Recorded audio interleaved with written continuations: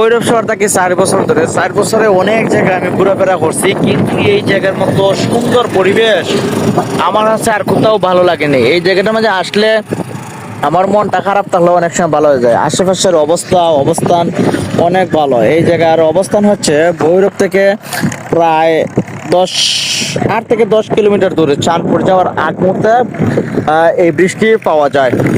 এখানে নদীর উপরে অনেক নৌকা চলাচল করে পানি যখন থাকে, কিন্তু এখন পানি না থাকার কারণে ছোট ছোট নৌকা আছে।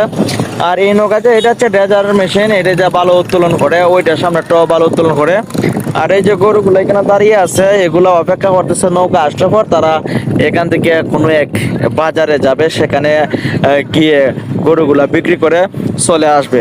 এই যে গরুর যে মালিক তারা এখানে বৈশা আড্ডা মারতেছে, কথাবার্তা বলতেছে।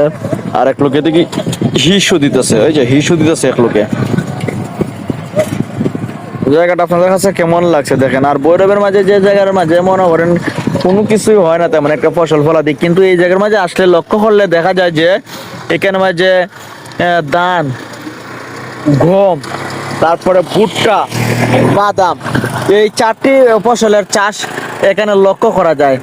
এছাড়া ভৈরব আর কোথাও তেমন একটা কোনো ফসল আমি তেমন একটা দেখি না হতে, কিন্তু এই জায়গার মাঝে দেখেন চোখ যতটুকু যায় ততটুকু জায়গায় বিভিন্ন রকম ফসল উৎপাদন করতেছে কৃষকরা।